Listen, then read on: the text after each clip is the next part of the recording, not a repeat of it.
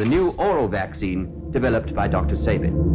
This is a sugar cube with some pink syrup on it.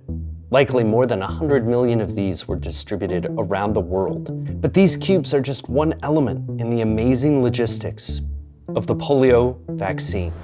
We'll chronicle the creation, approval, and distribution of this vaccine, and pick the most surprising elements of the logistics and how it worked to crush polio. We'll meet the sacred monkeys and see their abandoned cages. We'll find forgotten testing prisons and learn how Soviet experiments changed American policy.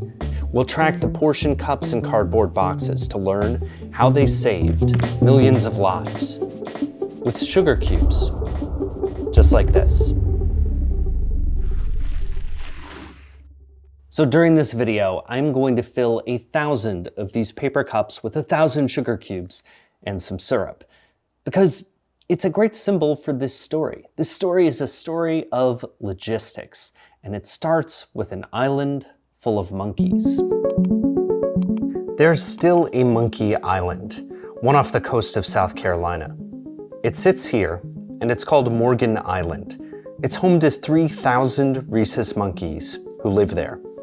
And it's a descendant, at least as an idea, to the creation of the polio vaccine. So how did we get there? There is a political cartoon from the 1960s that I think is great. It says, he's a victim of a very rare disease called polio. The doctor actually has to explain what polio is, and to some degree we live in that amazing, unimaginable world today. As of July 2025, there have been well under 100 cases. So what was polio? People needed to learn how it was transferred. It was a kind of mystery. It could kill people, but it's best known for the paralysis that it caused. The iron lungs that you might be used to seeing, they helped people with respiratory paralysis breathe. It was especially frightening because it affected children. This chart shows weekly cases of poliomyelitis, polio, before a vaccine was fully licensed. You can see that the high week had more than 4,000 cases in the United States. There were some weapons to blunt the march of polio, including preventative attempts like gamma globulin, which at the time was believed to increase protection. But a vaccine was always the goal. My argument is that the fight against polio is often described as the search for a magical vaccine, and it was, but it was also a logistical battle. And that logistical story begins with funding. March of Dimes funds were needed everywhere, needed desperately by patients, needed by an army of scientists who searched for a preventive. The National Foundation for Infantile Paralysis, better known as the March of Dimes, had 3,100 nationwide chapters and the ability to distribute grants to promising polio vaccine developments. We will focus on two in this video: Pittsburgh's Jonas Salk and Cincinnati's Albert Sabin. Initially, the key difference was their approach. Salk used a killed virus vaccine that would be injected. Sabin hoped to use a weakened live virus that could be administered orally, but both faced the same initial logistical hurdle. They needed massive amounts of poliovirus in order to develop and test the vaccine. They needed to grow it. And this is where I finally get back to the monkeys. Can I tell you about my 2 p.m. problem? I'm editing this video now, and when 2 p.m. hits, that is when I need that afternoon cup of coffee. I need the good stuff, something strong and complex that doesn't take a million years to make. I love the sponsor of this video for a couple of reasons. First, they are powering this video through, coffee. And secondly, it is all about how a breakthrough can come through a delivery technology. The sponsor of this video is Cometeer. It's kind of a breakthrough, a brand new way to make a perfect cup of coffee. You take a flash frozen capsule of coffee, pop it out with this little button, add hot water, melt and mix, and boom, you're done. I have a clear cup just because it is so satisfying. The best part, no grinding, no mess, no measuring, just a perfect cup of coffee in a few seconds every single time. They source coffee from the best of roasters, and what a breakthrough this is, Comment here works for an iced coffee or latte too. But really, like, the taste rivals anything that I've made at home, and it's kind of like going to a cafe. Dude, how nice is it to make iced coffee by the cup? You can try a new flavor with every cup of coffee. So while I want to tell you that the Humbler is my favorite, it's got this nice note of date to it, the truth is, I like being able to switch every time 2 p.m. comes around. That's my favorite thing about it. So give Commenteer a try. It won't just change your 2 p.m. It is going to change your whole day. You can get $20 off the Discovery Box, curated by world champion barista James Hoffman, by following the link in my description. It is 2:01 p.m., so I am ready to get back to it.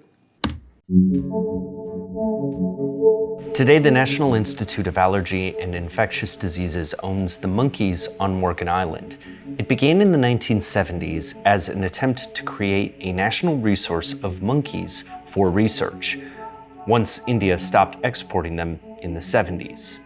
South of that, decades earlier, Okati Farm served as a distribution center for the nation for monkeys. 2 types of monkeys could grow polio for study and development of a vaccine. So-called monkeys in test tubes had been part of the polio fight since the 1930s, but now it had a complex logistics operation. This article is really awesome because it shows the exact routes that they took. These monkeys went from the Philippines to Savannah. Rhesus monkeys went from India to London to New York to Okati Farms. Once there, they went to a kind of basic training, basically adjusted and recovered, before being shipped nationwide to vaccine producers and March of Dimes grant recipients.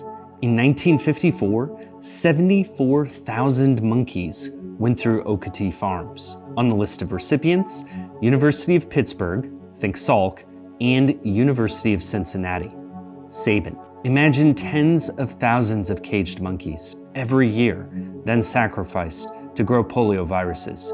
Today, these sacred monkeys are no longer necessary to grow the vaccine, but at the time, they were key. So it was only after this massive crowdfunding campaign and the shipment of thousands of monkeys that they could begin polio vaccine trials. Salk gave his vaccine to his family, and then mass trials began, leading to the successful development of a vaccine. In 1954, a vaccine to prevent paralytic polio, developed by Dr. Jonas Salk, a grantee of the National Foundation, was tested in the largest field trials in medical history. Vaccination campaigns did work, and so did the vaccine. This chart shows a decline in fatal cases.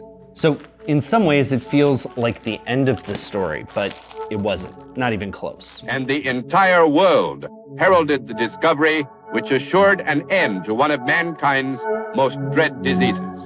What was reported as an early vaccine test failure, the so-called Cutter incident, in which live poliovirus in the vaccine accidentally caused paralysis, probably made it harder to keep testing other options, especially a live virus like Sabin's. Many questions have been raised in recent weeks about the new vaccine against poliomyelitis. But Sabin was still developing his alternative. He believed his option would be better because polio still could be transmitted while the Salk vaccine was being incubated, while his vaccine would catch it in the intestine. He also knew that there would be a logistical advantage.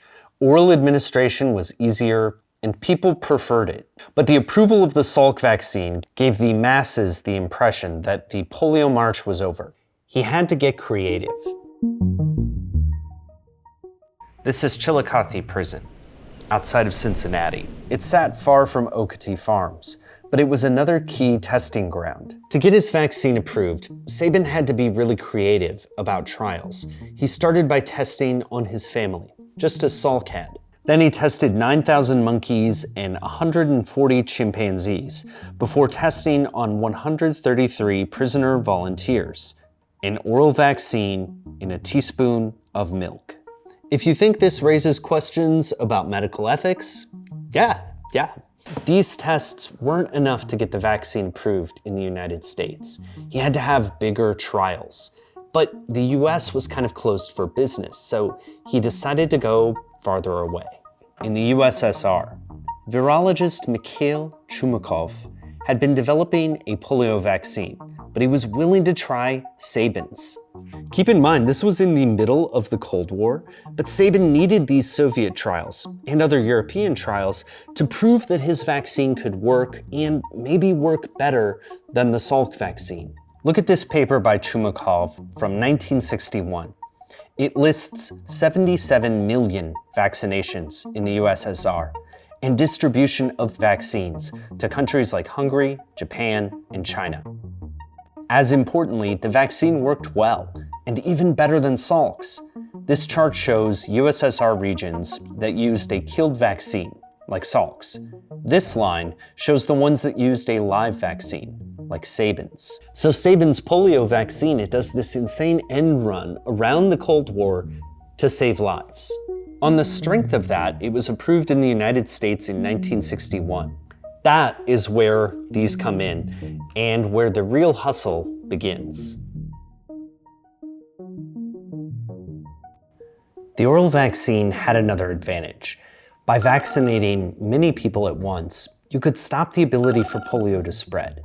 The vaccine was about timing. Sabin oral sundaes began crossing the country. Will you answer SOS?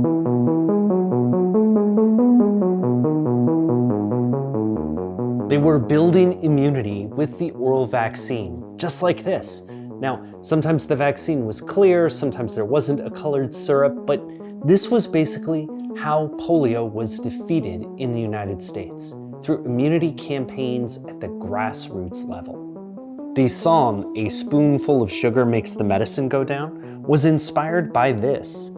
But it didn't just help the medicine taste better, it sent it across the country and the world. Look at this pamphlet about one Cleveland Sabin oral sundae. It was sponsored by the Cleveland Academy of Medicine. The key distinction is that it helped prevent patients from being a virus carrier with just a few drops.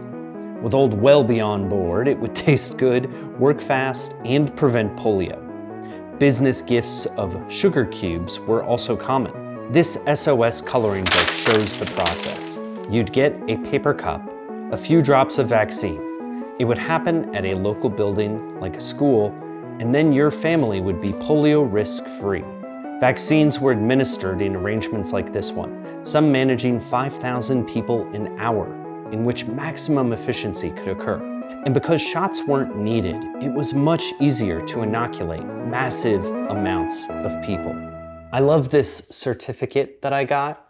I'll show it to you. It says Sabin Oral Polio Vaccine Program, Lower Lawrence County.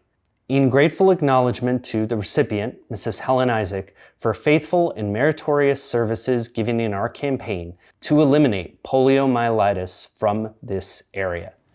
January 14th, 1964. Certificates like these, not hundreds of millions of dollars, are what powered the polio vaccination effort. And that mentality traveled around the world. Usually there was a short wait, then the formalities of the vaccination cards to be completed before the sugar lump with its vaccine was handed over.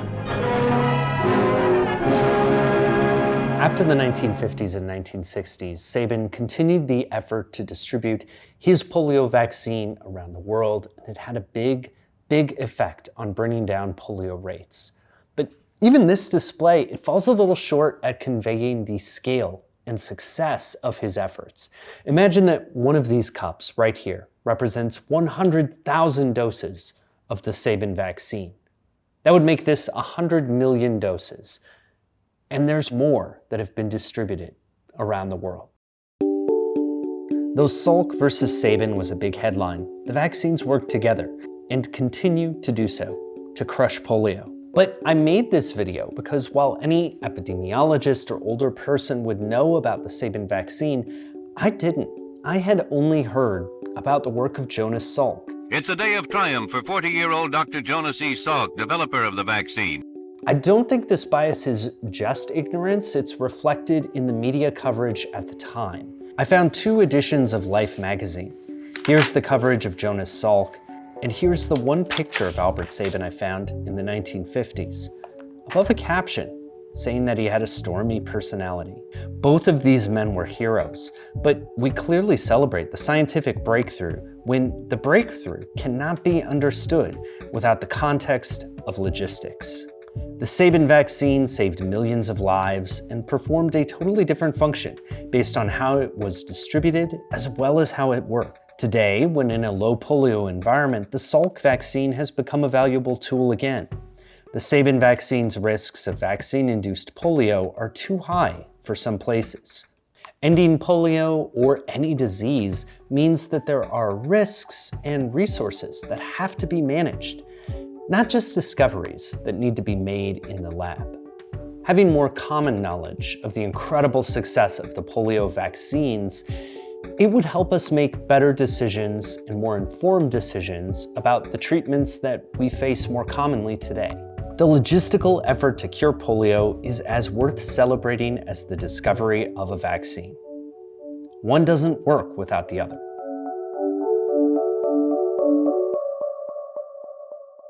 Hey, that's it for this one. Thank you for watching. If you haven't been here before, this is a channel where I talk about business and technology and history and how they all affect the world that we live in today. And I'm gonna eat all 1,000 of these right now. Now, I have had a few though, and they're pretty good. I also put out a newsletter with each video. It is free to subscribe to, and I give you an article that gets into something that I couldn't get into in the video.